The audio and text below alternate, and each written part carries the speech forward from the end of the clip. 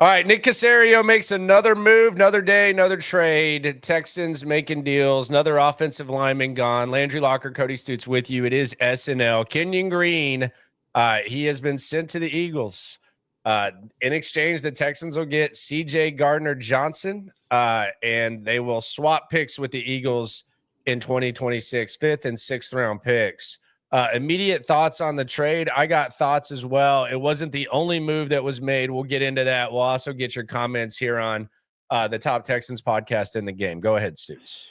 Yeah, I mean, my immediate thoughts was, wow, Nick Caserio was able to get some value out of Kenyon Green. I mean, we had talked about swapping with another team for their version of Kenyon Green, and Nick Caserio actually goes and gets not just a good player, but a starter that's going to start for this team on defense. And the pick swap is, it's whatever. It's a 5th for a 6th. Like, that doesn't matter to me. I didn't think that there was going to be anything of value to be had out of Kenyon Green. And when the Texans moved on from him, Nick Caserio proved me wrong. And I know the Texans I saw this a couple of different places. They're paying a little bit of Kenyon Green's salary. That's fine. Kenyon Green's time here was done. He needed a change of scenery. It's something we've been talking about for months now. And he gets a change of scenery. He gets to go to a situation that has been excellent for offensive line image rehabs, and good for him. Wish him nothing but the best, but it wasn't going to work here. So they had to do something with him, and to get something of value like CJ Gardner-Johnson, does a really good job by Nick Caserio. Yeah, I think the Texans have put together one of the top 5 best secondaries in the NFL, and I think that's almost that's modest. Floor. That's almost the floor of what this secondary can be. I think he brings nasty.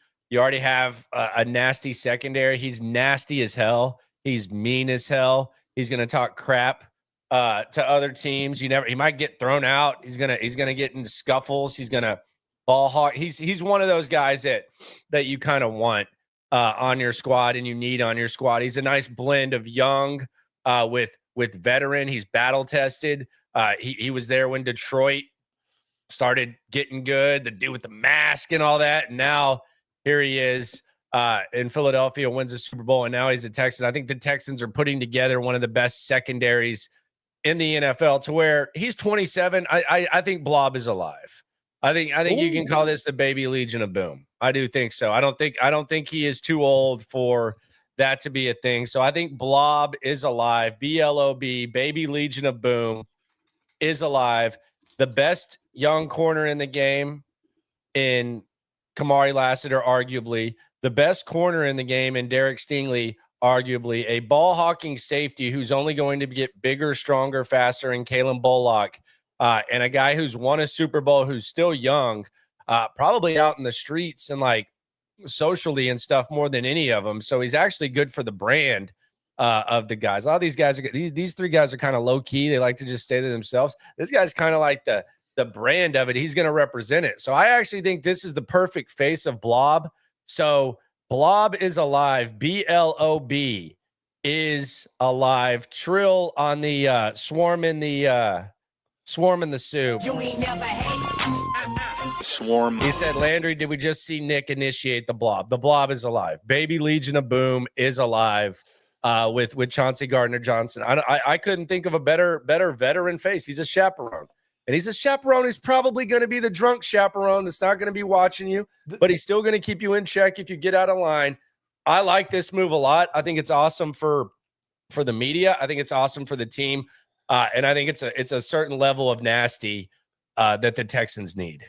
He is a different version of juice for the secondary as well. Because Kamari Lassiter, he's got sort of like a mentality and he can bring some juice, but it's usually after he makes a big play and he's doing the helmet slap. CJ Gardner-Johnson, this is before the game starts juice. This is talking trash at the coin flip juice. This is talking trash first play of the game juice, which is not Kalen Bullock, Derek Stingley, Kamari Lassiter's approach to things. So it's an addition from a good football player, and then from a personality fit, from a personality standpoint, it's a unique personality to add to the secondary. And now you've got like one of those gets kind of crazy as the game gets here guy at every level of the defense. CJ Gardner-Johnson in the secondary, Azeez Al-Shire at linebacker, and Will Anderson at defensive end. So you got one gets a little crazy as the game gets here guy at every level of this defense. I like it. All right. Ren says he doesn't like Blob. He says that's weak. He'd rather call them Hive. If we got the Swarm and Sting, then Hive fits better. That's awful. That is Blob's an terrible. acronym for something else, though. That is like bad, Ren. You don't have like Hive is not you don't have an acronym. Yeah, that's a bad job by you. That's a really bad job by you, Ren. Really terrible. Here's a funny CJ Gardner-Johnson. You talk about him being out and about with folks. How about his shirt?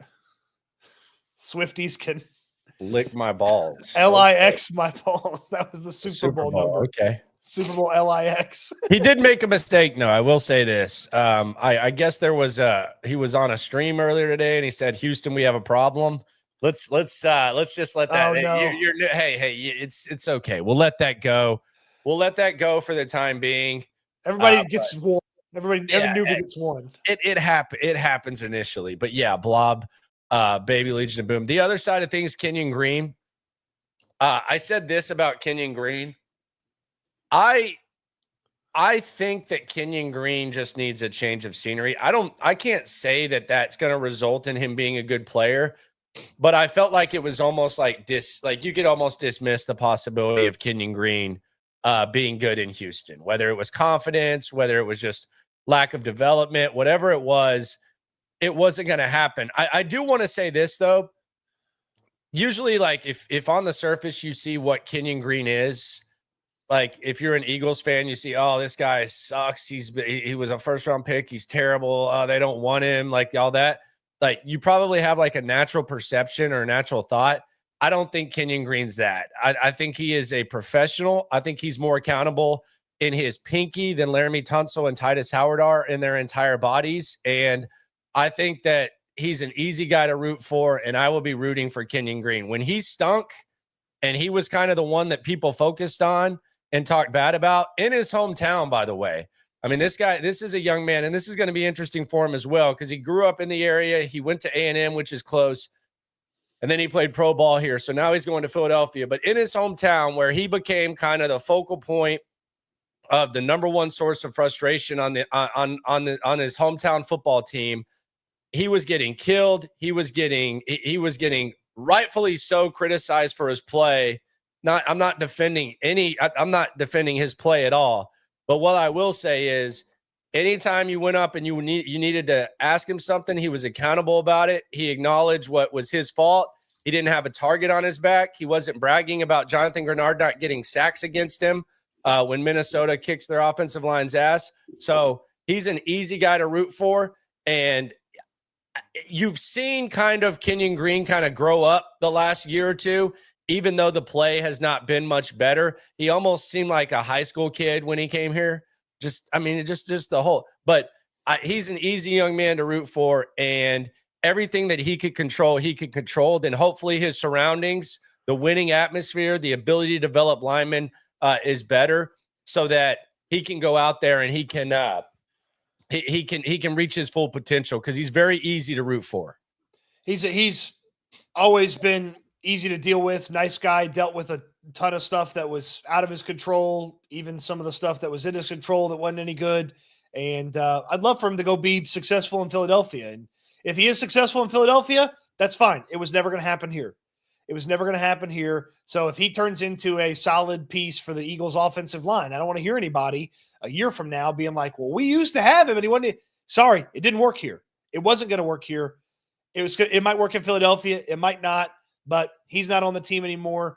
Nobody wanted to see him out there in 2025 blocking for C.J. Stroud, and now the Texans have a safety because of this trade. So it's going to work out for both sides, it seems. Matt J. the Juice Man, shout out to you, my friend. Swarm into the super chat with a suggestion. You ain't never hate. Swarm. He says Legion of Swarm. I can get down with that. That's not bad. LOS, Legion of Swarm. Blob, Legion of Swarm. I can get down. That's good stuff right there. Legion of Swarm, not bad. Oh, that's pretty solid right there. Trill Kick X talking about the Nick Pivot game that we always speak of. Nick Pivot is insane. Best Texans GM all time, in my opinion. Rick Smith did a decent job. I would say, especially in the first round of drafts, he was very good in the first round of drafts. Yeah, but he was yeah, not good after that. yeah, and he did not have to deal with quite the beginning that Nick Caserio had to deal with. So, yeah, I think that's a discussion that can be had. It's not like Nick Caserio is in the heavyweight class when it comes to competition in that matter. So, Yeah, there's what? There's 4 guys in history. There's Caserio. There's Brian Gain, who officially had the GM title. Obviously, Bill O'Brien operated as the GM, but didn't have Brian Gain's record 11-5. Yeah, and Lonnie Johnson, Max Sharping too. Titus Howard. Was he the Kahale wearing guy too as well? Yeah. And then Rick Smith and Charlie Casserly. So not the longest list of guys to compete with. Like, you're at the top of a short list. But that, I'll tell you what, that first round run that Rick Smith went on after Amobi Okoye was pretty impressive. Pretty impressive. AJ says blob ain't it. So he's out on the blob as well. Okay. Fair enough. I think if you write it as blob, it doesn't look as good. If you write it with the periods, it looks better. Just blob. BLOB. However they did Legion of Boom. Yeah, that looks great. Baby Legion of Boom. Baby LOB. But Caserio continues to deal. I will say this, man. They sure do care a lot about that D-line compared to the O-line. Like, there's a lot. I mean, I think they're trying to have like a WWE Royal Rumble with the D-line. I don't want to call D'Amico a defensive-minded coach, but good Lord. How many defensive linemen are we going to have here? Are we going to have 15 on the roster next year? Like, this is a lot. And I'm not saying there's offensive linemen to attack, but between giving up what they gave up for Will Anderson, paying Danielle Hunter what they paid Danielle Hunter, and continuously just bringing in defensive linemen, it does appear that they kind of skew towards the specialty of the head coach. I think it's fair to say. Yeah, I mean, he said it a couple of different times, a couple of different ways. Every good team that he's been on had a good defensive line, and that's something that they're always going to focus on when it comes to D'Amico Ryans. They do those hockey changes where they run 4 guys in, 4 guys out. So he loves to have more than just a few options when it comes to that defensive line. So they take 8 into game day, sometimes 9 into game day, and it's going to be your point's exactly on the note. It's going to be a battle royal to figure out who's actually going to make this team at the defensive line. Because let's say they keep 8 or 9. Well, we know a couple of the names are on the team for sure. Will Anderson, Danielle Hunter, Sheldon Rankins, Mario Edwards. Like, there's 4 names. Okay, well, now you got 5 spots between Darrell Taylor, Derek Barnett, Tim Settle, Kurt Heinisch, Dylan Horton, Tommy Togiai, Danico Autry. If you draft a rookie, that's going to take a spot away. Then you only got 4 names that can go out there. And it's going to be a fight to see who ends up as these defensive linemen come regular season time. And heck, they might even keep 10, have 9 active on game day. You never know what D'Amico Ryans is going to do. You really never know. Bubba Homeschool, Swarm in the Soup. You ain't never hate. Swarm says defense is the bullies. They play some bully ball. Jesse says, so we call this year's O-line lard, lazy and routinely defeated. If you want to. Got the 2025 blob, the 2024 lard. Trill Kick X says, is Imamori off the table no matter what? No, I would say yes. I would say you can eliminate him. If CJ Gardner-Johnson didn't have an additional year, you could make the argument to take him. But the fact that Gardner-Johnson's under contract next year as well, it probably takes safety off the board there. And he's probably not going to be there either. So it will make the pain less. No penalties at the wrong time. I guess he's talking about Tunsi. Shout out to HDAV Traveler. Yeah. Well, Kenyon Green had a couple of bad ones this past season too. Yeah, he did. He had that one out of the 2-minute warning week 1 where CJ kind of bailed him out, finding Nico on the sideline there. Yeah. The other thing I think Jimmy Ward's done. I think that's a wrap on Jimmy Ward. So, he is unlike Jimmy Ward. CJ Gardner-Johnson does not mind going inside if you need him to. He's more than willing. I think he actually might enjoy the change of scenery a little bit. He doesn't. He just wants to be as close to the action as possible. So I think the Jimmy Ward thing is gone. I don't know how much they're going to have to eat from that extension, which was one of the weirdest extensions It in the made history of the world. no sense at the time. It didn't even make sense. Like even if he was playing well, Yeah, made it was no weird. sense. Yeah, it was weird. So now you have Jimmy Ward. I think he's probably gone. I think Autry's gone too. Have you gotten there yet? Oh my God. I'm looking at this Jimmy Ward stuff. They save $1 million on the cap. Yeah. And how much was the extension for? They eat a dead cap of $4 million. I mean, $4.6 what were they doing? I don't know. He's 34 years old this upcoming season. And he always gets hurt. He always gets hurt. Was he hurt when they signed the extension? No. Well, no. Well, no. I want to change history, and I want to talk about how he was. I can't believe they signed him to an extension when he was hurt. No. I mean, but he might as well have been. It's Jimmy Ward. He had like a dozen football games left to play. Like you could probably put a safe bet that he is, but no, he was not when they gave him the extension. Okay, that's fair. HDAV says he was talking about Gardner-Johnson. No penalties at the wrong time. Yeah, well, can't promise that. He might play to the echo of the whistle. He might play the echo of the whistle. Yeah, he might play to the echo of the whistle. No promises, my friend. No promises on that. But yeah, that is definitely a possibility there. But I think this was a good move. Like you said, it's weird because if you would have told me that the Texans traded Kenyon Green to the Eagles for, as you put it, like the Kenyon Green equivalent at the safety position, I would have been like, okay, well, I guess that's worth a tire kick. They bring in one of the faces of toughness of the Eagles, unpredictability and all that type of stuff. Now, here's the thing, and this is why this is a little bit different too. They weren't going to be able to afford him eventually. Like they have they got a hell of a lot of decisions to make, and they're already still kind of paying guys. So they were going to have to get out of that eventually too. It's like a different version and different reasons of the Tunsil trade, where 2 years you're probably going to have to back out no matter what is going on. And they got out, they kicked the tires on Kenyon Green. I mean, hell, they had to have salary help for Kenyon Green's salary. So you kind of benefit. And we've seen Nick Caserio do that. I don't want to say damaged goods. I'll say one team's trash is another team's treasure. Whether it's with Mixon, where you don't even let him hit the market, so you trade a background pick. Kirk, which we've seen Caserio do that with, or in this case, Kenyon Green, and you take on Gardner-Johnson. The Texans have done a good job of doing that and getting players and bringing players in here. Well, and here's the funny part about the Eagles situation.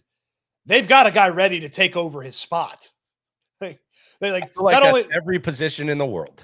Not only are they moving on because they got to move on because of the money and they're adjusting things and all that different stuff. They got a guy ready to take his spot. Sidney Brown, guy they drafted recently, coming off an injury, ready to take over for him. And so they had a guy ready for his spot, that's peak Eagles. Of course they had a guy ready. So it's they didn't have a guy ready at left tackle for moving on from Tunsil, unless it's Blake Fisher. Then they did have a guy ready. Well, got a guy to play the spot. Ready is debatable if he's going to be ready or not. I heard Titus might be ready to. Well, that's what I was going to. We talked about this yesterday, and Aaron Wilson's reporting that the Texans' overhauled offensive line's expected to be Titus Howard at left tackle, Blake Fisher at right tackle. Newly signed guard Laken Tomlinson at a guard spot, and then more additions to go with center/guards Jared Patterson, Juice Scruggs. So congratulations to Blake Fisher on being the left tackle.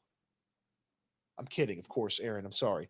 But again, they're going to have the best idea on who should play where. I said yesterday I'd play the best player at right tackle because you face more good linemen on that side. And maybe that's what they're doing with Fisher over there. I have no idea. If Titus Howard's going to play tackle, he's going to have to get his stuff together. And he's just going to have to start. He's going to have to play the best ball of his career, honestly. Like, look at this. Like, I know he's looking at Laramie and glowing, looking at Laramie Tunsil here. Try to play like him, man. Try to bring a little bit extra. Like, it's not about a T-shirt. It's not about some shades. It's not about just kind of doing your own thing. Go out there and play your best ball yet. I wouldn't bet on it.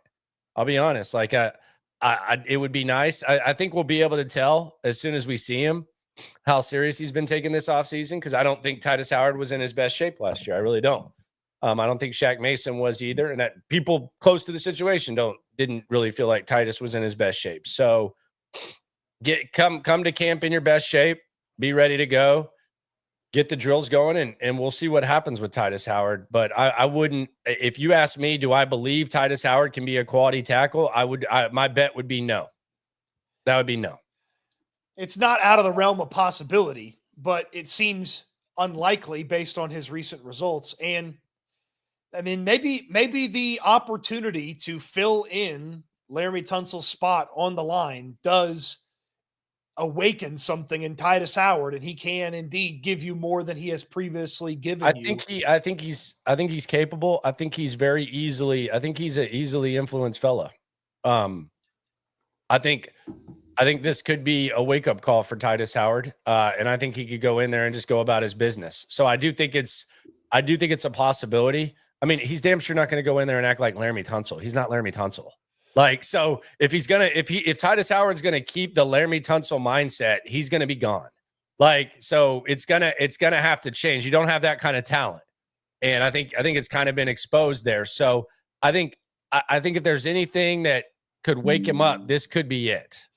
Well, and if you're pitching to Titus Howard, why he has to figure it out.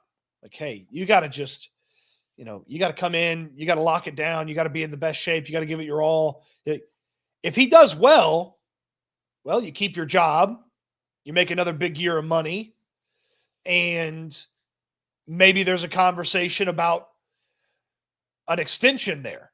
If you don't do well, you get fired, and you're moving your family, and you're playing for a different team at the end of the year. So, like, not only are you getting a primo spot as your opportunity, it's kind of your last opportunity.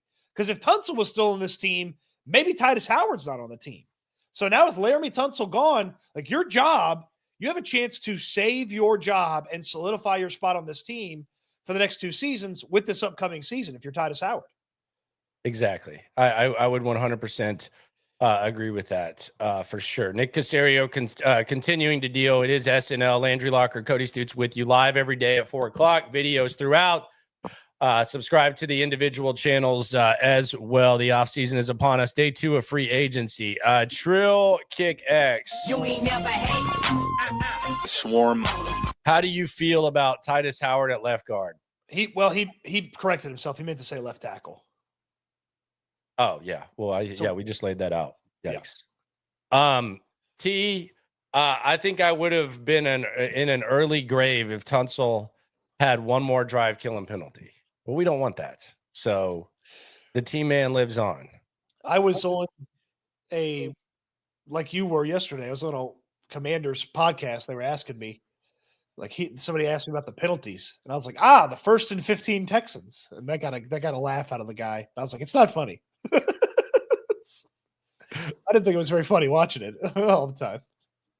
I want to ask you to summarize 2 things, and I just want you to put them side by side. I'm gonna put you on the spot here. The Laramie Tunsil era in Houston versus the Kenyon Green era. Just eulogize and summarize these eras as best you can. Okay, the guy who wanted individual success more than anybody versus the guy who just wanted to have success more than anybody. Like, that's kind of how I would summarize it. Like, nothing Laramie Tunsil cared about more than having a good day for Laramie Tunsil and at the end of the year making more money. I wrote the line on Houston football that Laramie Tunsil he never lit up more than when he was talking about his money. Kenyon Green would have done anything to be successful here. Laramie Tunsil would have done anything for Laramie Tunsil. So I think it's selfish versus selfless. Like Kenyon Green gave it his all. Played through injury his first year, tried to play through another injury, transformed his body, and it wasn't good enough. And he'd have done anything for it to be good enough. And Laramie would have done anything for Laramie to be good. Yeah. Yeah, I think that's fair. I think it's the narrative's kind of getting thrown out. I do think it's weird because, and this is kind of the PSA. It's not really a pat on the back. It's really the bare minimum. But if you are reading this, then the truth about Larry and Tunsil isn't a new thing. Because you come to this channel, you go to my channel, you go to Stoots's. We've been talking about this for the entire time, the entire duration of Laramie Tunsil. This is not new. This is not a script flip. It's what we have said the whole time. And it's weird because there's some who have maintained the same energy with Laramie Tunsil, which is great. I respect that. Like if you were going to carry Laramie Tunsil's water when he's here and you want to still carry his water when he leaves, I respect that. But it's weird though, when you see like there's a certain element of Laramie Tunsil's awesome, and now all of a sudden he's not like some team guy that you see like kind of on the internet and like you hear like on shows or secondhand and stuff. And I think that's a little bit disgraceful to me. Yeah, people haven't always been calling it like they've seen it. Yeah, I think that's a little bit weird with Tunsil. But I mean, it was what it was. It was very apparent. And I said this yesterday, now that I've kind of slept on it, I said this on the night stream. I'm more proud of this organization and this regime than I've ever been. And I was already pretty proud of them because they actually kind of showed that they do stand for what they say they stand for. Yes. Like it was really hard for me. It wasn't hard, but it was just kind of like a chuckle when you're going to talk about swarm and you're going to talk about iron sharpens iron. And then Laramie Tunsil is going to be holding down a corner of the locker room. That didn't match up with it. And I know a lot of coaches have like catchphrases and stuff that you can kind of dismiss, but I truly believe now that they actually believe what they're saying and what they print on those t-shirts. Yes. And they're like, look, there's a lot of times you can make an exception for this guy or that guy when there is a standard, but now it feels like there's no exceptions to the standard in the building. Like everybody's getting held to the exact same standard. Fired Bobby, fired the offensive line coach, fired Laramie. The standard is where it is, and they're going to hold everybody accountable to it. Yep. I thought they did a good job of it. Team player on the soup says, is Kyle Juszczyk worth picking up for the right price? P.S. Thank you both for all the content you provided. I'm a no-go on Kyle Juszczyk. I don't think we just need to get San Francisco scraps. I haven't heard fantastic things about Kyle Juszczyk lately. So I'm kind of out on Kyle Juszczyk and just bringing in San Francisco scraps. And quite frankly, I don't know if Nick Caley really has the desire to put a fullback in motion and use Kyle Juszczyk, really. So I'm out on Kyle Juszczyk. I would say no. I don't know what Cody would say. Who needs Kyle Juszczyk when you have British Brooks? I don't know if there's going to be a fullback used in Nick Caley's offense. If there is, hopefully it's sparingly and not necessary a lot. And I would not invest in Kyle Juszczyk. The best football is behind him. If there was a guy that had at his position, if his best football was ahead of him, okay, maybe I make the investment. His best football is a few years behind him already. Yeah. What made Kyle Juszczyk unique was really that he was kind of like a lost art. It was kind of like a throwback type of fullback vibe. But I think that ship's kind of sailed. I think that kind of explains the overpay yesterday for the Niners at tight end. So I think that kind of makes sense. I think they're going in a different direction as well. Correct. And I mean, yeah, when Juszczyk got to San Francisco, he was bigger, stronger, and faster than all the other fullbacks he could catch. And he did all the traditional fullback stuff. So it's like having a tight end that could do all the fullback stuff really well. And that's not been the case the past few seasons. So no go on Kyle Juszczyk. I'm out. All right. So we're both out on Juszczyk. I just don't think they need that at all. I just don't think that's the direction to go. Alum asks Michael Mayer. You in on Michael Mayer? That's the former Notre Dame tight end who's on the Las Vegas Raiders. Obviously, Brock Bowers is really good and on the Las Vegas Raiders. My thought would be if Michael Mayer was available to be traded, Michael Mayer would have been traded by now. Just because they have one really good guy. Like, we've seen a bunch of different teams invest in multiple tight ends. So they have one really good guy doesn't mean they want to get rid of a former third-round pick at another spot. Yeah, he was supposed to be a stud when he came out, and second-round pick. Excuse me. My goodness, I didn't realize he went 35th overall. Yeah, he was supposed to be a stud. He was supposed to be one of those. He was one of the early guys to unfairly get the baby Gronk label added to him. Yeah, they've kind of slowed down on that. I think they've slowed down on the Josh Allen comps as well. And the Lamar Jacksons. I think we're kind of moving past that. I was talking about the Colts quarterback thing where they brought in Daniel Jones to compete with Anthony Richardson, which is among the most pathetic quarterback situations I think I've ever seen in my life. And I was like, nobody ever learns accuracy. And then everyone's like, Josh Allen. I was like, everybody except for Josh Allen didn't learn accuracy. I don't know that he learned it. I would have to go back and rewatch a lot of that Wyoming stuff. There's got to be some gray area to it. Like I know the completion percentage, like you just look at completion percentage and you say like, that's what it was. But like, there's got to be like some gray area to that. Like it wasn't, I don't know that he like went and crammed and learned it. And like Anthony Richardson, you knew he sucked. Like you watched him at Florida. You watched him get hurt the night before a game dancing. Like, did you see what McAfee said about him? What did McAfee say about him?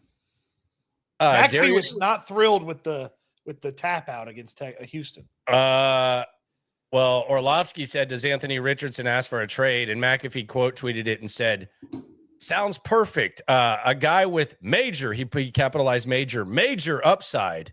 And then Darius Butler was talking on his show about Anthony Richardson. He said the fan base seems split on Anthony Richardson. And Pat McAfee said, well, if they learn more about him, they probably wouldn't be split. So McAfee's not a fan. Well, and I think he would know some stuff. So I don't know. He's basically the king of Indianapolis. So yeah, I wonder what the hell that means. He's the mayor without being the mayor. He's the what? He's the mayor without being the mayor. Everybody likes when the mayor comes around, but he doesn't have to do any of the things that make you mad at the mayor. You don't have to worry about roads or shutting this down or paying for that. Just gets to walk around Indianapolis, glad hand people, and his. Well, apparently he got pissed at. Apparently he got pretty pissed at the NFL. At the NFL or whatever for the way that they handled him in Indianapolis. So I've had this theory for a long time. He's a diva. McAfee's hard to work with. Oh yeah, he is. You can tell. And sometimes I wonder if it's disguised in, well, I'm just chasing greatness. And then sometimes I wonder if it's disguised in diva. I can do whatever I want. Yeah. Yeah, no doubt. So I think there's a little mix of both. The guy's obviously, I still don't know who is who on the show. Someone was like, oh, the one guy said this about the Steelers. I was like, which one's he? I still don't, I know who Darius Butler is. Just go ahead and say what you're about to say. I know who A.Q. Shipley is, the former lineman. Chuck Pagano. Yeah, Pagano, he's back in Baltimore now, right? Yeah, but he used to be on the show. I saw Pagano in Indianapolis walking around with the Baltimore staff. Nice. So you're saying all the guys sound alike, right? I just don't know I don't know who's who. They don't put name tags. Name tags. They don't put name tags on the guys. I don't know their names. You know, I really only consume the show on what McAfee tweets. Yeah. Yeah, just the clips for sure. But yeah, CJ Gardner-Johnson, we mentioned it. This is the summary of him. He's nasty as F. Yeah. That's what the Texans got in CJ Gardner-Johnson. He's nasty as F. I asked Brooks Cabina about him, and Brooks was like, really good safety, willing to do whatever he needs to do to make it work on the field. And I was like, what about like the conversations that maybe, you know, he's a little out there between the ears? And Brooks goes, oh yeah, he's got a screw loose. And I was like, great. He's he's got a screw loose, but he makes plays unlike Lonnie Johnson. I don't know if I was supposed to say that out loud, but that's what Brooks told me too. But so Gardner-Johnson got a little screw loose, but like in a good way. It's kind of the way Brooks talked about it. Yeah, he's crazy. He's about that smoke. He wants it. So other stuff that the Texans did today on top of the trade, Mario Edwards, he's back. My goodness. He's back, baby. He's well into double-digit years in his career, making me feel old as hell. I remember his pops very well at Florida State. Mario Edwards back at defensive tackle. This is the end. This is for sure the end of Danico Autry. Like, I think that's a given. The guy who filled in for him when he was gone, and then you add some other guys, he is, I don't know that he makes it through 2 years of this deal, but he's definitely going to at least be back at camp, and they obviously like what they saw last year. Well, I feel like just everything they've done has sort of led to we can move on from Danico Autry if we want to. Daryl Taylor yesterday, the defensive end they signed from the Bears. Edwards, who Allen brings up and says his tape looks nasty. Dude, the guy had a better win rate, and I'll shout out Nesta Graphics for this. This is the one I'm going to latch onto. He had a better pass rush win rate than Travon Walker last year. Yeah, that's pretty good. Yeah, it's really good. It's really good. He's you know they're gonna deploy him in a part-time role too. You know, so it's gonna work out really good. I would be surprised if Danico Autry makes it through all this. I really would. I don't think he's at camp. Well, if they feel like they want to go find another bargain guard, they can find that money by getting rid of Danico Autry. No, I think someone brought this up in one of the streams yesterday. Might have been in yours, I'm not sure. That Danico Autry could be this year's Robert Woods, where you assume that he's going to be cut, and then all of a sudden you look up at training camp and there he is. But he's not washed. He's not washed as Woods. Like Danico Autry, he wasn't exactly what Caserio billed him as, which was a badass and guy you'd take into a back alley brawl with you. Like, he wasn't exactly that last year, but he started the year with the suspension, which led to a slow start. He had a knee injury late in the year. So they didn't really get the full Danico Autry experience. And the way that they glowingly talk about him, it just feels like he's going to have a little bit more of a chance than somebody else. Would you rather Danico Autry be on this team or Dylan Horton? Danico Autry. Okay. Well, money aside, yeah, Danico Autry. Yeah, you keep 9 guys, you can keep Danico Autry. Yeah. You keep 10 guys. There's room for him. If they want to keep him, there's room for him. If you get rid of him, you better have a plan for the money. Yeah, look, dude, like I just don't know. Like it, as someone who even like around the same age range as Danico Autry, that like he'll be 35. Yeah. So like going outside and running is like more difficult. Like just the normal jog is not the same. Seeing how much he put into last season is like, can you do that again, sir? Like that was, you could tell. And we always like to tell the story about where he just like falls down. He walks in, he just falls down, and we look over, we're like, did he collapse? Like, should we do something? And he was just laying down, relaxing, but it was like, okay, he's okay. And then he kept getting on the field, and he made some big plays for them on the back end. The block field goal gets a lot of attention, but he had some crucial deflections. He had some sacks, but man, like once you put your body through that, I just wonder, like when you try to run it back and do it again, how hard is that? Here's why I kind of like that aspect. If Denico Autry, this isn't for everybody, but if Denico Autry knows, yep, this is the last go at it. This is going to be my last year in the NFL. I'm 35. This is going to be my 12th season. I'm calling it quits at the end.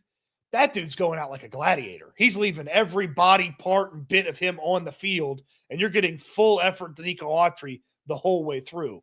Body be damned. Yeah, but I mean, the body will be damned though. Well, that's fine.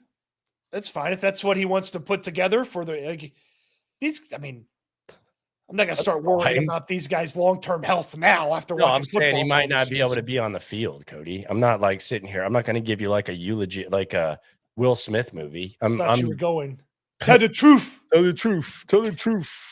This is what he went through. No, I'm not doing that. I'm just saying that I don't like he couldn't get on the field some, he was roughed up. Well, he played 10 games, was inactive for the Tennessee game because they didn't need to play him. He was suspended 6. So like he didn't. I mean, he's a part-time player. It's not like he's a starter. Yeah, a part-time player that you can say $5 million getting rid of it in an area of strength. Like I feel like D'Amico has y'all brainwashed for talking like this. Like we got to spread the assets out somewhere. Like $5 million on the offensive side of the ball would be nice. Look at some of the guys that are going for $5 million. Just go down the list of offensive players from the offensive line to the wide receivers to the tight ends to the running backs. Look at the list of guys that are going $5 million. And y'all are just, it's just $5 million for a part-time player on an area where they're just rotating guys like it's fucking hockey. Like I feel like Demeek has you brainwashed with the rest of the people that are even entertaining the possibility of this. Okay, $5 million average annual value players that have signed in free agency so far. All right, go ahead. Cornelius Lucas, don't know.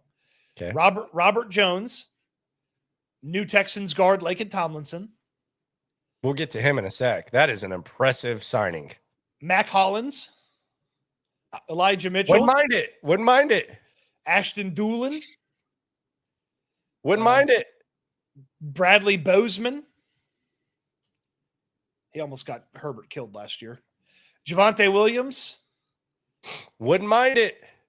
Samaje Perine. Wouldn't mind it. You could actually have Samaje Perine and Bradley Bozeman for less than Denico Autry. I'm saying, like, there's. Yeah, I'm keeping Denico at some point. You got too much of this. You got a terrible offense. I'm like the guy. $5 million. I'm like the guy playing fantasy football. I can only start one quarterback, but I got more quarterbacks. So I'm keeping them anyway. I'm not trading them. I'm not getting rid of Denico Autry. I know they got a lot of defensive linemen. I'm not getting rid of Denico Autry just to have the money. Now they got a plan for the money. Be my guest. CDY, Landry Locker here. No O in Cody either, apparently. So CDY is in the building. He does not care about the yet. There you go. Thank you very much, Yusuf. You beat me to it. You beat me to it, my friend. You're not going to sit here, hate on offensive linemen like you do and say that I don't care about the offense. No, I just don't. I don't get in the sticks of the offensive lineman. All I'm saying is, like, good God. Like, the criticism of hiring a defensive-minded coach is the offense might get neglected. Jeez. Like, how many defensive linemen do you need? Like, 10. I mean, geez. I mean, okay, but God, like, everything is a DLine investment. That's fine. Like, give me some $5 million. Give me $5 million to mess with on the offense. Give me something. That $5 million that I give you to mess with on the offense. Let me hold $5 million, please. That $5 million that I give you to mess with on the offense is not going to produce what Denico Autry can produce. Okay. And then I'm putting the other guys on the side. I don't know. That just seems a little bit much. A lot of bodies. Now this is funny. Hold on. We could go. The K for the kicker. That's the rich boy taking it to another level. Well played. Well played. Oh my God. Alam says Autry equals Shaq Mason. That's not true. That's not correct. That's very harsh. Danico Autry did everything he could to have his body ready every week. Shaq did not. You're a big Shaq guy though, heading into camp. Let's be real, and into camp, into the season. Really, you watched him huff and puff and look like he was going to throw up after every drill and go sit in that freezer thing and water, and you could hear his knees cracking. You could just see the only time he had kick in his step was when it was lunchtime after practice, and you kind of held on to that Shaq Mason thing for a while. Oh, well, God forbid a multi-time Super Bowl champion who's only 31 years old. I God forbid I had a little belief that he was going to bounce back. Not everyone has these eyes for the washed up offensive lineman. Not everyone has these eyes. Yeah, the first time you're wrong, you'll never hear the end of it. Let's go back to Bryce Young. You can go back to Bryce. I think that doesn't have anything to do with offensive lineman. Bryce, offensive lineman. Johnson. I saw Johnson do one rep. I said, "There's your swing tackle." What was the kid's name out of Florida State that was the swing tackle for a while? Johnson. Who the hell is Johnson? Was it Roderick Johnson? Then he made the team. It was during the bad days. Oh, who cares about that? You could have thrown a dart and anybody could have made the team then. The dart hit, man. They didn't have 53 football players. They had 53 guys on the roster, but they didn't have 50 football players then. This is unfair. He says, "I'm never beating the fat phobic allegations." That is incorrect. Shaq was out of shape, man. You can see it a mile away. It's the Why does Landry dislike Shaq? He's fat. Why does Landry dislike Titus? Didn't take care of his body. Why did Landry get in a fight with that guy at the cleaners? He was fat. Never happened. But all I'm saying is I can spot out a washed up offensive lineman. It's the Matt Khalil in me. It's the Matt Khalil, Justin Britt. By the way, I got a comparison today from someone about Laken Tomlinson. Oh, Jesus. Do you want the comparison? Give it to me. Think of an interior offensive lineman that has played for the Texans. An interior offensive lineman that has played for the Texans. Xavier Su'a-Filo. No. More recent? Yeah. Based on the fact, was it Justin Britt?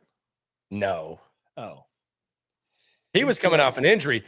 This guy's the most impressive damn person I've ever seen as far as playing. He might not play worth a damn, but my God, this guy doesn't miss any games. Was it Zach Fulton? No. Oh. Who will tell me? AJ can.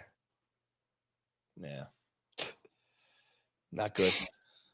But this guy, this is impressive. So I guess he allowed the most sacks last year, 11. I think he had the 9th highest pressure rate for left guards. This DJ Bieneme put these stats out. Ooh. But he has started every game since 2017, and he doesn't miss ball games. What an absolute crazy existence this is. And he keeps starting. I asked Jake Asman for the review because Tomlinson left the 49ers where he had 3 excellent seasons in a row. And he was one of the big free agent acquisitions that the Jets made. And Asman said he said he was the worst free agent acquisition in the history of the Jets, and he was a human turnstile. I was like, all right, okay. You have a little bit more oomph into this. But then I tweeted at a guy I follow who covers the Seahawks. I said, give me the Laken Tomlinson breakdown. And he said, unimpressive on the field and kept younger players who needed the reps on the bench, but he's extremely durable and he'll be stable at one of the guard spots, unlikely to provide high level of play. They needed a body. And that seems about what you paid for, right? $5 million. Yeah, that seems about right. They needed a body. Yeah, I think it's he only gave up 6 sacks last year. I mean, that's a big improvement over Shaq. It was 9. I'm seeing 6 on Pro Football Focus. Okay. 6 sacks and 24 hurries. I mean, Shaq gave up 1,000,000 sacks and 800 hurries. So the way I would put this, like everything that happened today with the offensive line, I don't think like the need increased or decreased. Like Kenyon Green was not really a part of your plans. And I don't know that you just like ignore the opportunity to perhaps get another guard because of this signing. So that would be the way that I would put it. I don't think it increases or decreases. The need for guards is the exact same Thank you. as previous to the Laramie Tunsil trade. It's the exact same as after the Laramie Tunsil trade. It's the exact same as after adding, like, you still need more bodies. You need bodies. You need guys that can go in there and play the position, preferably some that have played the position. And then you combine that with some guys that are rookies that are going to play the position. Yes. Boy, I would agree with that. There's an immense amount of Laramie Tunsil water carrying going on, though. What do you mean? Like, what do we got now? There's a little meme going around. The Kevin Durant meme. That culture going to help you when you got to block Chris Jones. They didn't block Chris Jones last year or the year before. It's like, is the culture going to help? Maybe. The offensive line is not about one guy chasing it all pro and 4 guys figuring it out. What does that mean? What is Chris Jones? What does that mean? It's a comment about Laramie Tunsil and how they wanted to change the culture in the Texans offensive line room. But the offensive line is about 5 guys working together, not one guy trying to be an all pro and 4 guys working together. Yeah, that's what I always hear from guys who've been offensive linemen and others. It's just it's weird water to carry. I guess it's just a weird, it's just not my flavor of water. Like, it's not Essentia. You know, it's kind of like that type of water carrying, like, is, I would say, like if you're going to carry CJ's water, that's like an Essentia water, like a Fiji water. That's fine. I can get that. I can understand if people want to do that. But Laramie's, that's like the great value, like still in the like plastic wrap, not even in the fridge. It's just it's gross water to carry. Did you know that there is a whole section of the universe that hates Dasani water? Yes. I was unaware of this until probably about a year ago. Yes. People are pretty crazy about water, man. I don't know, man. Team player says the Eagles showed us why it's crucial to focus on DLine. Yeah, but they're hold on now. What does that mean? How does that make sense? They're drafting a bunch of badasses and then getting comp picks when they walk. They're not paying 34-year-old defensive ends and transitioning 30-plus-year-old defensive ends to defensive tackle. It's a little different. I mean, the Texans traded 2 prime draft picks for Will Anderson. They gave Danielle Hunter $22 million. Like, where's the line in the sand? I don't know if the Eagles like showed that. I feel like they do a decent job investing in the offensive line too. I mean, they find guys here and there, but I think they've done a pretty good job. You're going to be beside yourself when they keep Danico Autry and draft the defensive lineman. Hey, I'm prepared for it. To be honest with you, do you think we see Ladarius get a shot at guard next year? Where is he? What's he doing? What's he up to? Where's he been? Does he live in Houston? Ladarius Henderson is the 6th-round pick out of Michigan the Texans had last year. One of the 3 6th-round picks that they had. He didn't play football at all last year. It was non-football injury.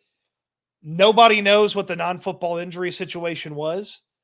I did see on his Instagram, somebody tweeted out that he's cleared to go 100% good, healthy, but it's a 6th-round pick. Like, I mean, he's not going to be the savior. He was a captain. Harbaugh loved him. I know that, but like, I don't know. I didn't even know that was a possibility of him even being mentioned in the mix of this. Well, he'd be on the 2 deep if they had to play a game tomorrow. He'd be on the 2 deep. Yeah, it's a rough go. So, do you think that O-line is the go in round 1 now? Is that where we're headed? It would be just absolute perfection if Kelvin Banks Jr. from Texas fell to them. To 25? Absolute perfection. You think he's going to fall to 25? I mean, the Kuiper had the mock draft a couple weeks ago. It said he could. Okay. I don't get why people don't love him like the other two tackles. I don't understand. Like I don't understand why people don't love him as much as Mimbu from Missouri or as much as Campbell from LSU. Well, the thing about it is the people that in front of the Texans that don't love him, it doesn't really impact the Texans' love for him, because I would assume that the reason that they don't love him is because they think that he might be more of a guard than a tackle, even though he's never played guard before. He could play guard if he can play guard, cool. Like if he can play guard, cool. But I just think he's a tackle. I think last year he was fine. He got roughed up, man. He was hurt. He was playing hurt. He looks really slow. If you watch last year's tape, he's going to look slow. He was hurt. Like that's the danger of people just watching highlights and say that they're watching tape. And I'm not a tape watcher. Like I've told you this 100 times. I said in a week worth of 5-hour sessions, I was like, I'm good on this. But that's the danger of people just getting highlights and breaking down what's going on is you don't realize, he looked slow last year. He was hurt. Go watch the 2 previous games. Yeah, Walker kicked his ass, but he was injured. Like he was playing hurt. I got to go back and watch because apparently it was like a legendary showdown between him and Will Anderson a couple of years ago. So I got to go back and watch that at some point. There was a legendary showdown between him and Will Anderson when Will was a senior and he would have been a freshman, junior. When Ewers got hurt.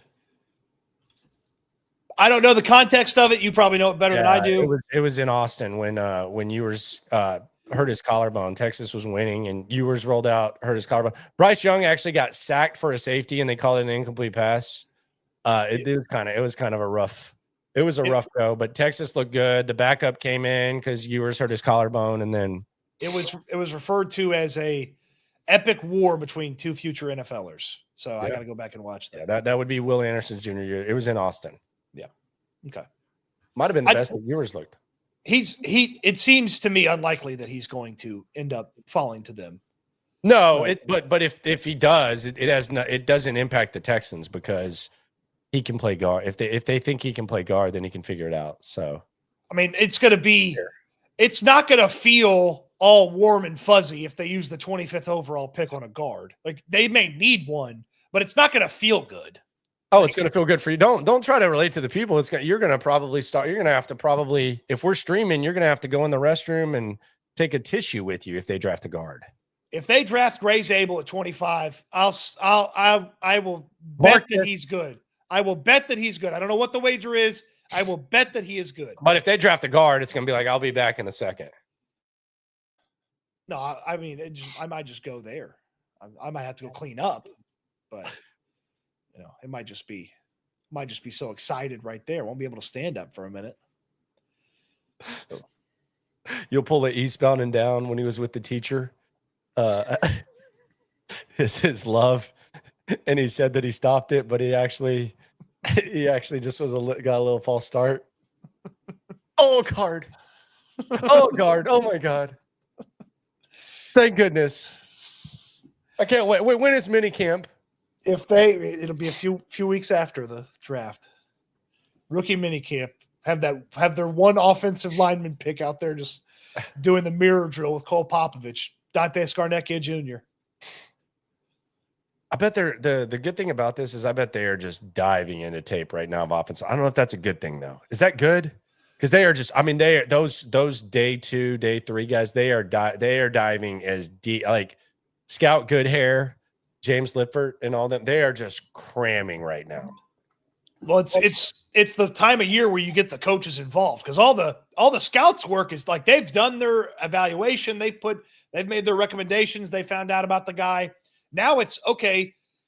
New offensive coordinator, Nick Caley, new offensive line coach, Cole Popovich. Here are the offensive linemen. Take a look. See what you think. Here's what we think.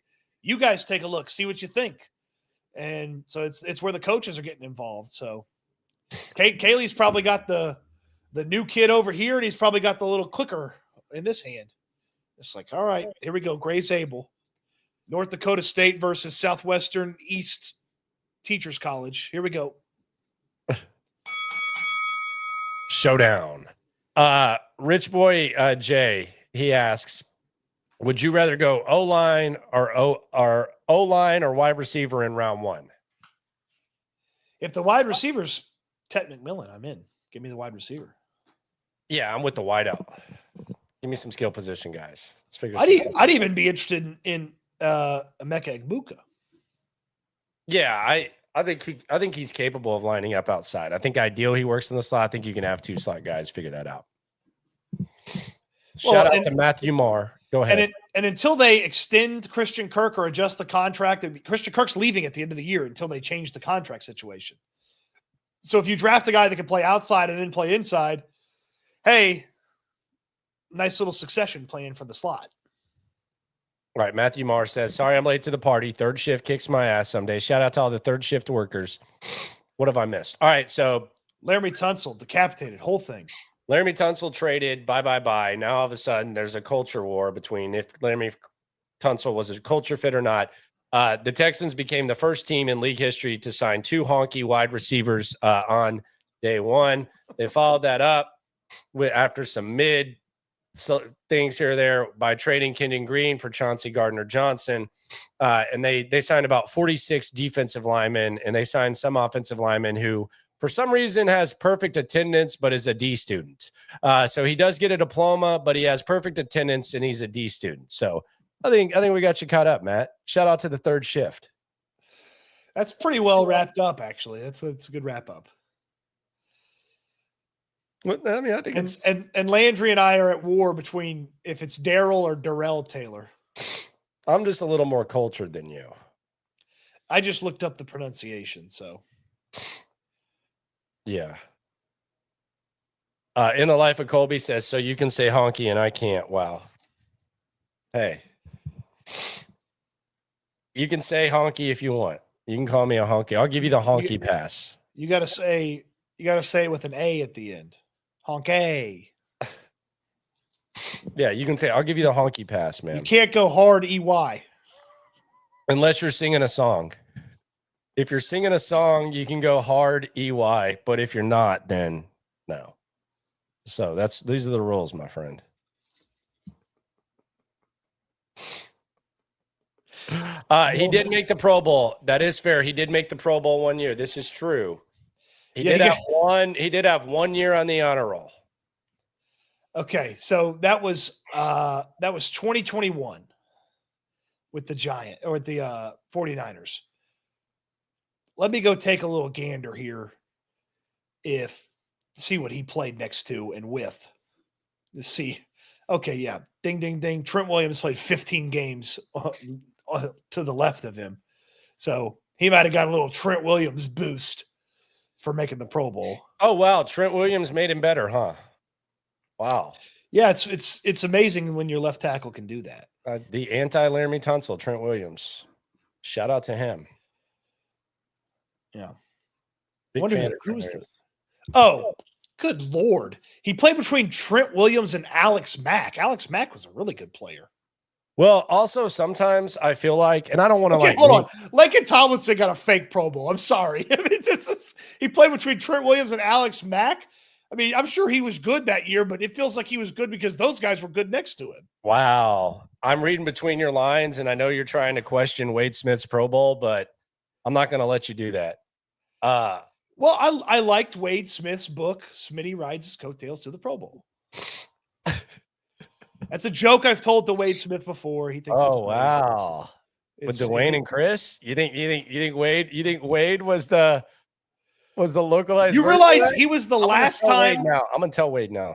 You realize he was the last time the left guard spot was good? The last time. 2012. That's the last time the center spot was good. That's not true. Ben Jones was fine. Oh, yeah, Ben Jones. That's unfair. They just punted on him too early, damn it. Yeah. They punted on him, and your guy, Mike Devlin, thought Brandon Brooks was a wussy, and then he went to Philadelphia and was an all-pro. Well, he did say that he had a little bit of a anxiety problem. Yeah. He didn't have an anxiety problem for 60 minutes every Sunday in Philadelphia the next couple of years.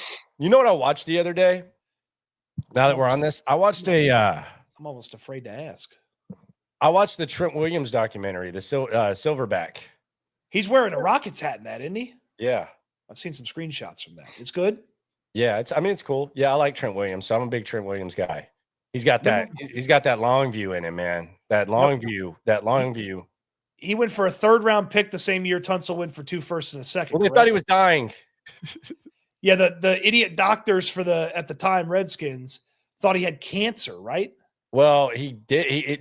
They minimized it, and then he was just getting jerked around like all over with the doctors. But they were doing that at Washington. Yeah, he made Roger Goodell. Well, not on purpose, but he made Roger Goodell say Silverback when they selected him. Oh, did he? Yeah, because Goodell goes up there and is like, Trent Silverback Williams out of Oklahoma. Like, he actually announced it. And I guess Trent Williams asked them to do that. That's one of the doesn't he have like a giant statue as well? I'm not sure. He's just the man, dude. Like, he's just the man. That was back when I respected the Oklahoma Sooners. I don't respect them anymore. Dude, they have some nasty mofos. That's like Lane Johnson and like around that same time. And he was from he's the most viral video in the history of college football is the Malcolm Kelly freestyle. They're both from Longview and they both went to Washington. So he's got that Longview in him, man. What a freaking run right after Sam Bradford in that 2010 draft. Ndamukong Suh, Gerald McCoy, Trent Williams, Eric Berry, Russell Okung, and Joe Hayden. Oh, God. What a run. Say that again. Ndamukong Suh, Gerald McCoy, Trent Williams, Eric Berry, Russell Okung, and Joe Hayden. I think Ndamukong Suh remains the best defensive college football player I've ever watched. He damn near won a Big 12 championship by himself. I know Charles Woodson won the Heisman and everything, but yeah, he had like 6 sacks. And if the officials hadn't jerked around on the clock there, they would have beat him. That was 1 second, brother. Let's be serious. There was 1 second left on that. Who's your favorite college football team? Texas, but I don't mind saying when they should lose. I have no problem with that. But another fact about that? What's the other fact about that? So the guy who kicked the game-winning field goal, his name was Hunter Lawrence. And he prevented Justin Tucker from starting at kicker for 2 years. So Justin Tucker was just on the side. He was just the kickoff guy. Damn, how good was Hunter Lawrence? It wasn't that good. It was actually funny because I knew someone who the girl's brother that was the kicker. And we went to the game early and we were watching him warm up. And me not having a filter, I was sitting there and I was like, dude, that guy's way better than your fucking brother. Like, how does he start over him? Because Tucker was kicking from like midfield and he was like kind of like barely kicking him from 35. And I was like, how does he start over that number 9 right there? And they were like, I was like, dude, that is, I've never seen anything like that. Like, he was like warming up like 20 yards behind him. Sounds about right. Yeah. So Justin Tucker, what an image. Image is likes opera, likes other stuff too, unfortunately for him. Allegedly. Yeah. What do you got pulled up on the side here? Oh, it was just Laken Tomlinson. Garofalo has been all over the Texans. He seems like he's kind of established himself as kind of a decent figure on this news. Mike G's been balling. Doing his thing. I wish there was somebody that kept the scoreboard of who got everything and we could know. I did it last year. I meant I'm talking like every single. I did it last year. No, well, that doesn't help me. Texans last year. Yeah, I want every NFL team, every insider, 2025 free agency, who won. I feel like Schefter and Rappaport are really high up there with Garofalo. Rossini gets some big ones. Rossini won the Texans last year. Right. I think her and Aaron might have tied. Maybe, I don't know. Or Aaron was like one below, 1 or 2. But yeah, Diana kind of came out of nowhere. Diana didn't used to get the Texan scoop as much. I can't remember. You think Mike Vrabel put in a good word for her with Caserio? Because she was like the Tennessee whisperer. He was like, yeah, you can trust her. She can break news. Well, she accidentally leaked that they were getting that defensive tackle or guard or whatever the other night. She tweeted out the picture of the guy. He's like, oh, teams will be interested. And then she tweeted out the picture with like the athletic graphic, and they'd already put the Pats logo next to the guy's name. Then she had to delete it and put her tweet back up. And then the guy went to the Pats. It's like, Christian says on a Malcolm Kelly note, my second cousin is Derek Strait. Shout out to them OU DBs. Derek Strait was cold. Man. What was he, number 2? I think he was number 2. Am I wrong? I don't know. Apparently, wait, hold on. Yep, number 2. CJ Gardner-Johnson traded himself to the Texans while playing Madden. Where does he play? Is he him and Joe Mixon? He's a gamer. Nah, he's a twitcher. Him and Joe Mixon. Mixon loves streaming and playing. Hey, we need people in this chat. Tell CJ Gardner-Johnson to come on this stream because he's a stream guy. Top YouTube following combined. SNL only been going a few months. 700 plus deep. He loves the fans. He likes to do fun stuff like this. Everyone just flood CJ Gardner-Johnson and tell him he needs to come on SNL at 4:00. And we will get CJ Gardner-Johnson. He likes stuff like this. It's the best benefit. Like if they want the digital, then this is the way to go. And he even has like a small YouTube thing. He does music. I've been listening to some of his music. I gotta go watch some CJ Gardner-Johnson streams. He just plays video games. Talk shit. Well, I'm sure I would enjoy that. He's no Blake Snell. Blake Snell's the best streamer of all time. God, he was a jerk to his friend. Get Gardner-Johnson and Joe Mixon one-on-one stream Madden. Does Joe Mixon stream it? Oh, Joe Mixon tweeted the other day. He tweeted about how I love this streaming stuff. And then he tweeted, somebody go check on it. He like named the streamer. He's like, I beat his ass. Oh, he beat Zach. Did he beat Zach? Because I asked Mixon and he looked at me like I was weird. It was when he first got there. But Zach, who used to be Sketch's Madden partner. Zach put out a video of Joe Mixon's nephew, and he scored like 4 or 5 touchdowns or something like that. So it's a high school game, and it says Joe Mixon's nephew. And Zach, because Sketch lost to Vontez Burfict. Right. So we need to get CJ Gardner-Johnson. So 2 days ago, Joe Mixon, I swear to God, I love this streaming. I need a streaming deal ASAP. And then a couple hours later, he's like, please send a wellness check for Ciabatta Mitch ASAP. Somebody please get me a streaming deal. And then he put the praying emoji. I guess Ciabatta Mitch is a fellow streamer who did not do well against Joe Mixon. Yeah, I could see Mixon just chilling playing video games. Yeah. Get him and Gardner-Johnson. Offense versus defense. Let's do it. Yeah, the streamers, though, they got to be real exciting. Really hard. Who knows? But, yeah, we'll figure it out. I used to work Stoots in Madden, by the way. He was trash. NCAA, old school. God, that was unfair. That was honestly, whenever we played NCAA, it was literally, you wouldn't get to halftime. It was always a 21-point dub. All right, everybody. All right, here he goes. He's going to talk about blitz. Good job with the 2 fingers, brother. I'm talking about the prime of EA Sports. Go ahead. Tell your story about the 2 buttons you hit in blitz. Go ahead. I've never played you in NCAA football. Man. Get the hell out of here. You're going to take that away from me now? I've never played you in those games. You're just taking everything away. You're taking my glory days away. I used to work all of y'all. But you did have to walk home from double daves one day because I beat you at blitz. Man, why don't they have more double daves, man? Why can't I drove past one the other day? Why can't we replace every CCs with a double daves? I would be the fattest guy in the world, but I would be very happy. The art of the pizza buffet is gone. I don't get it. Chinese buffets are still going. What happened to the art of the pizza buffet? There's an old school Pizza Inn by me. buffet. Oh, yeah. Have you seen it? We went one time. And that lady came out, hey, what can I get y'all? Yeah, she knew you. Which is That's because I went through a phase where I went Monday and then Thursday. I wasn't like a reg. she recognized you for Yeah, your frequent attendance, which is, it's typically a fat guy thing. What's missing from the pizza buffets? Just the quality of the pizza? They just don't have a lot of them.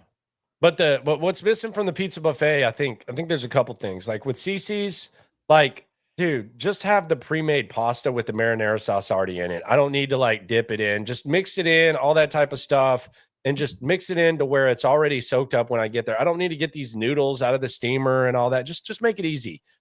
Boom, slop, boom, the noodles, boom, boom, boom. For some reason, they stopped with the cheese bread too. I don't know what's going on. The ranch is still there. That's fine. Salad bar's okay. It's not quite the same. The desserts are ass now. I don't know what they decided to do with, because I'll tell you this right now. CC's desserts back in the day were elite. The cinnamon sugar like powder, the chocolate with the powdered sugar, like the soft fluffy dough. They got rid of it. They got rid of it. I don't know. Unbelievable. I don't know what is with that. Can I ask you something? Are you seeing this a lot on your streams? Because I get at least 3 of these per individual stream. And I'm not picking on anyone in the chat because you're not alone. And quite frankly, it's not that serious. We're talking ball and busting balls. But do you get a lot of can you trade Dalton Schultz questions? Mm-hmm. How would that happen? You'd attach a pick to him, have somebody take him off your hands.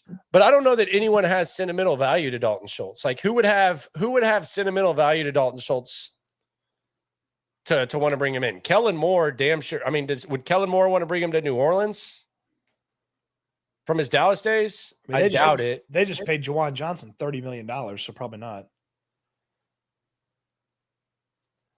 So who would want him?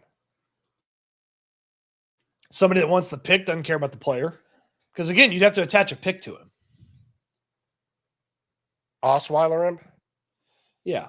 Not quite that level, but yeah, I think he's still a quality player, so who knows? Who knows? I would hope that Nick Caley can maximize him. Oh, he will. And if he can't, he's done at the end of the year. By the way, this fat phobia is exaggerated. I really don't appreciate this slander. I have no fat phobia. Stoots is just slandering my name. I've never said that you're fat phobic. Well, the people. Yeah, there's no. I can't. Well, that's David White. That's not Cody Stoots. I'm not saying. But this is a thing now. This is a real thing. But let's get the CJ Gardner-Johnson on here. Seriously, tell him we got to get him. SNL and CJ, GJ, all the letters. Get him. HDAV Traveler says Landry walks into the pizza joint like Norman Cheer. Landry. I used to eat CC's probably 2 or 3 times a week in high school. Well, it used to be cheap. My boy worked there too. So it was like free. My boy Rob. So it was right by my boy Cody's house. So Rob worked there. Rob was like, I always admire him because he always was like the guy who had a job at like 14, 15, whatever. But like he was like working at CC's at like 15. Damn. And they didn't care. But all my heavier friends, they had like pizza contests like they would eat. Man. You keep the crust to count how many pieces they ate. They were in the 50s, bro. You could eat 50 for sure in your prime. God, yes. Oh yeah, no. I mean, the number didn't impress me. I'm just saying that you could. What would your number be? You think at your fattest? When you were at your fattest, how many CC's pieces? Because I could probably get to 30, but I don't like it extra. Do you like it hot or do you like it kind of like just perfectly like sitting there? Because when it's hot, like it's not. I don't want it cold, but I don't want it like just straight out. But CC's, you got to order one on the buffet when you get there. You got to be like sausage, pepperoni, jalapeno. Appreciate you. And then you just get whatever you got to get. Yeah, we didn't measure slices. We measured pizzas.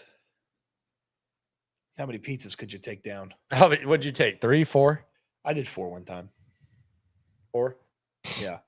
Plus, I was saying my heavier fringe just because I wasn't capable of competing at this highest level. So it was like Overton. Overton was in it. Overton, I remember him. Uzi, Cook, Rogers, Slayton. Like there was I say that because I was not capable of competing in that. That was that's envious. I could not compete in that. You didn't have any like just randomly skinny friend who just could eat a lot. You didn't have any of those guys. I could, but not like that. I'm not taking down 55. What was like? You remember when Wendy's had the 99-cent menu? Uh-huh. So it would be. I remember it fondly. Yeah, for me it would be 2 Texas doubles, 3 5-piece nuggets, large fry, junior bacon cheeseburger, and Frosty and a large drink. So that was like that was just like the let's grub out. Oh yeah. They used to master that, man. They used to master that.